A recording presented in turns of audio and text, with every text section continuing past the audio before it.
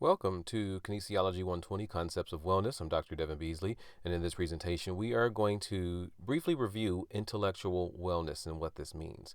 Now, basically, really what intellectual wellness is how we learn, the ways we learn, and how we're using the information that we learn, how we're challenging ourselves to obtain and retain most information. And I like this quote by Albert Einstein. It just says, intellectual growth should commence at birth and cease only at death. And so, what this really means is that we should always be going through a continual learning process. There should not be a time when we're not really thinking about different ways to apply information or learning and gathering new information and using that not only for our own self-improvement but to help others as well. And so when we think about intellectual wellness, think about all that we do to know and learn and how we use that information. Now, most people think intellectual wellness simply means that we're just improving our intellectual capacity or our cognitive capacity. But intellectual wellness means several other things. It is engaging in creative activities. And so it's not only what we're learning, but it's how we are using that information to help others, to apply to different situations, to apply to different social settings. So basically taking what we know and using it to be a benefit. So externally applying that information elsewhere. Also expanding our own knowledge, of course. We want to improve ourselves and we want to learn as much as we possibly can, not only to improve ourselves, whether it be on the job or in a different setting, but it's just one of those things that we do that improves our own personal self-esteem and self-growth. The more we know, the more we feel we know, the more we try to absorb and learn and retain, the better individuals we can be, because now we have some information that we can apply in a variety of different settings. Also increasing our cognitive skills, our ability to learn, our ability to retain information. Sharing what we know, sharing the information we have with others, that not only improves ourselves but improves others as well. Having and acting on that natural curiosity to learn. And so we should look at each situation as a way to learn something new. Instead of being frustrated or running away or just using the common response, I don't know, we should be able to take it upon ourselves to investigate and determine why something is the way it is and how we can use that information for our own benefit. Also, it includes understanding our own personal gifts and talents, those things that we are naturally good at and that we naturally enjoy, and then consciously working towards improving those.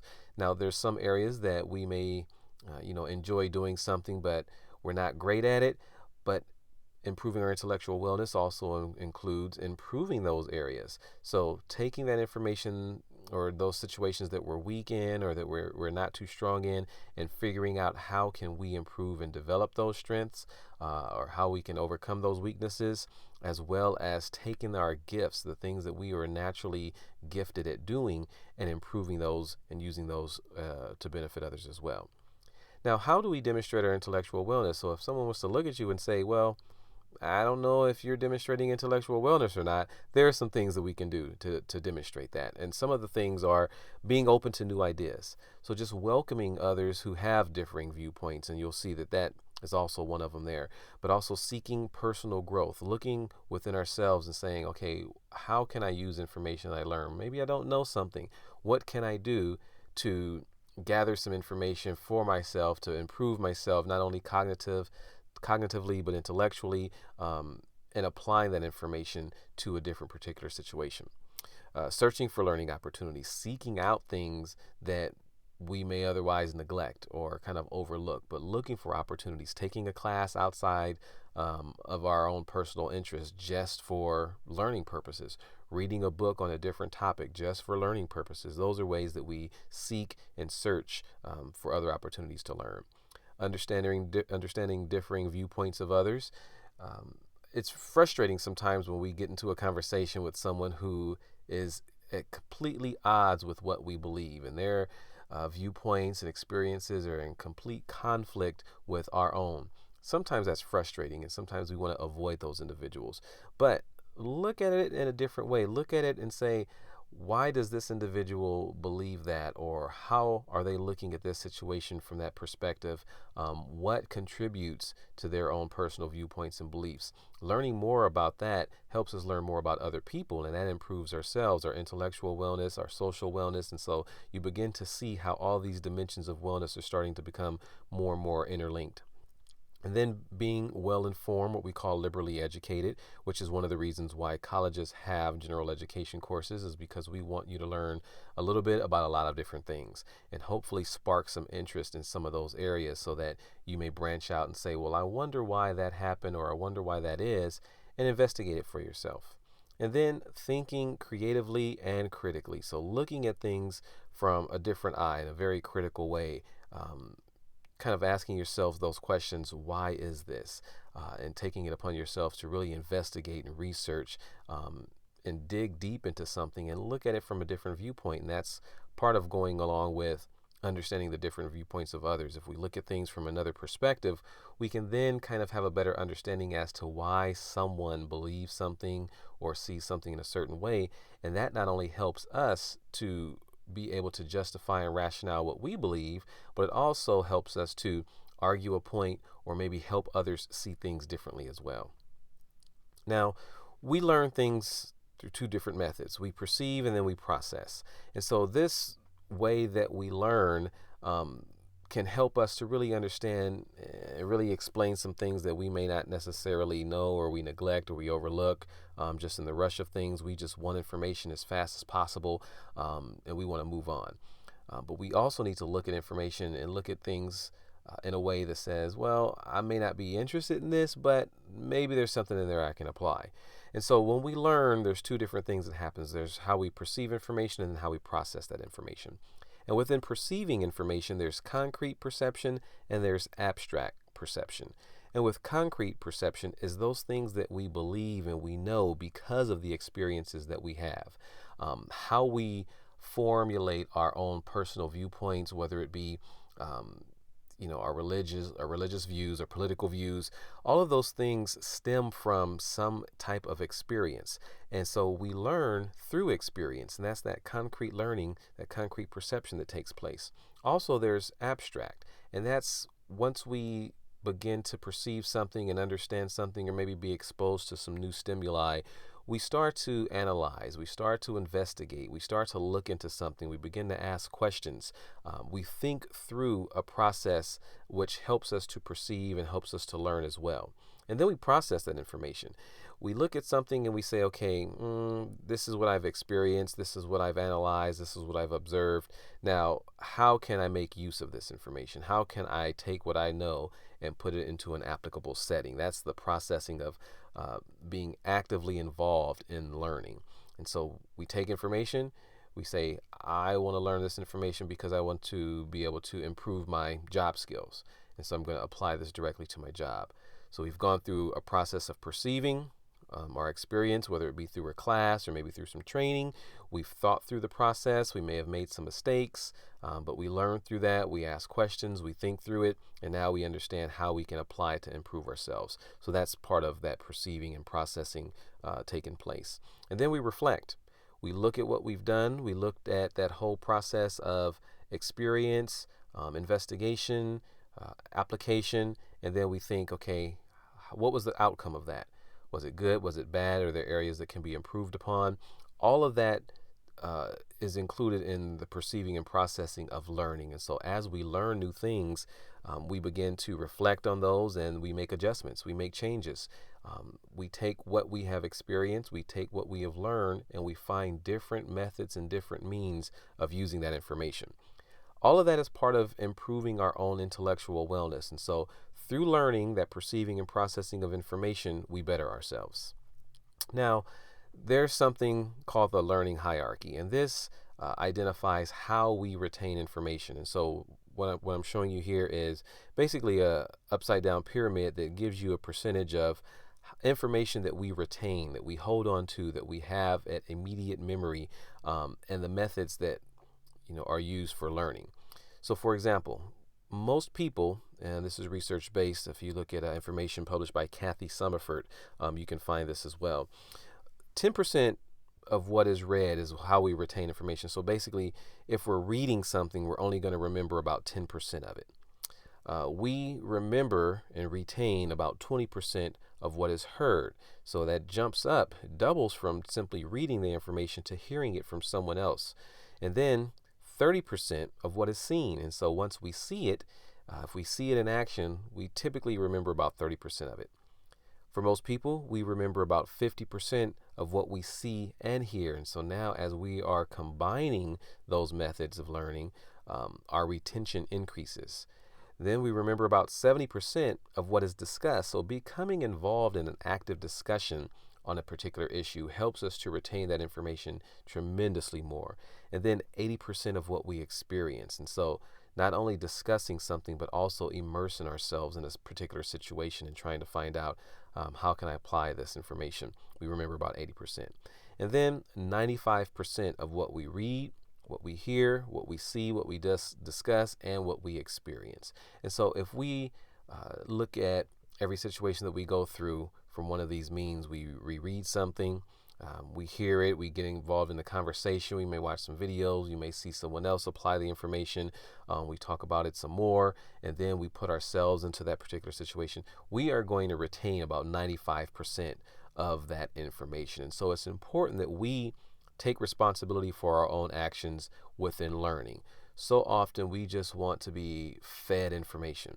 We expect instructors or teachers or someone else to give us all the information that we can possibly use to improve ourselves. And we put all the responsibility on those individuals providing that stimuli. But we neglect our responsibility in that oftentimes, in that we don't look at things critically and we don't analyze those things. We don't read ourselves. So many people take for face value what other so-called professionals will say. And so if someone is, let's take for example, preachers, so often we are deceived because we will listen to a preacher and say, well, this individual has gone through years of training, they've studied, they must know what they're talking about. I'm just going to believe what they say without investigating myself. But then you see why we have so many individuals who are lost, so many individuals who are taken advantage of because they don't take the opportunity to really investigate for themselves. And so we shouldn't just assume that everything we read or everything that we hear is 100% accurate. We must also try to experience that. We must also investigate it as well. So we go through this process to help ourselves learn. And so the learning hierarchy should be a way that really challenges us to get the most out of the information, the stimuli that we're receiving, and really try to retain that information. Now, there are several different things that will be a barrier to that learning process. Some of the things are typical, learning disabilities, ADD, ADHD, things like dyslexia, depression, even dementia. A lot of different things, and this is just a few, but a lot of different things will cause us to forget, will be a barrier to that learning process, will make it more difficult for us to learn information. So recognizing that there are some of those hindrances, we need to work a little bit harder and develop some, maybe some personal, study tools or tips to help us improve those things. And also, diet is a huge contributing factor to some learning disabilities and some barriers to retaining information. There's a lot of information out there on high fructose corn syrup, which is basically just corn sugar, that has negative side effects or health effects. And being a barrier to learning is one of those things. It's documented that individuals who consume an excessive amount of high fructose corn syrup will start to demonstrate difficulty in memory, difficulty in processing information. And so it's important that we recognize the link between our health, our diet, our nutrition, and learning. And this is once again one of those ways that all of these different dimensions of wellness will interlink. Also, vitamin deficiencies and food dyes. Anything with coloration added to it, which is unnatural, can be a hindrance to learning. It can also facilitate ADD, ADHD, and some of these other learning disabilities. And so it's important that we understand that as well. But especially vitamin deficiencies, things like being low in calcium, low in magnesium, low in iron, all of these things will affect us some way, somehow. If we're not getting it from a natural source or we're not taking it from a supplement, we will suffer some type of consequence or some type of adverse reaction to the lack of those vitamins in our system, or through eating poorly, or through not getting enough sleep. And so there's a lot of things that can be a hindrance to learning. And so it's important for us, once we know this information, to set up some personal type of activities and coping mechanisms so that we don't let these things affect us. And then ways that we can improve our intellectual wellness. Well, take a class outside of things that you're typically interested in. Just say, you know what, I'm just kind of interested in a particular area, or I may not be interested in a particular area, but I just want to learn something new. Let me just see what this is all about. Let me see, how culture is different in a particular area. Just take a new class, art, music, something that you typically wouldn't take that's not directly related to your specific field or your major. This is one way that we can help improve our intellectual wellness. Now, sometimes there's a financial, cost to that. But if we can find ways to learn something new without having to pay for it and allow that to be a burden, it's important that we do that. Trying to learn a foreign language. Rosetta Stone is an excellent way for people to really try to get to understand a different foreign language. And it gets more difficult as we get older, but that's another way of improving our intellectual wellness. Subscribing to a journal or newsletter and reading those articles, looking through the newspaper on a regular basis, going to a bookstore, just reading a book for fun, browsing through a section that you don't typically go through. All of these are different ways that we can demonstrate and help improve our intellectual wellness. Appreciate various forms of art and music and drawing and painting and, just different cultural experiences that facilitate art in different ways. Experiencing some of those are excellent opportunities for us to improve our intellectual wellness. Engaging in discussion with others who have opposing views. We've discussed that a little bit. And then investigating things that we hear and that we read. And so these are all ways that we can help improve our intellectual wellness. If you just do a Google search on intellectual wellness, you'll come up with a variety of websites, and most of them will tell you the exact same thing. But it's important that we try to spend some time improving ourselves, thinking about what we learn and how we can improve ourselves and how we can use information that we get to help others as well. So I hope this has been just a little informative on intellectual wellness. Now take what you know and use it and apply it. Remember, it's pretty much useless if you don't demonstrate or learn how to apply the information that you've received. If you have any questions, feel free to contact me. That'll be it for now. So take care.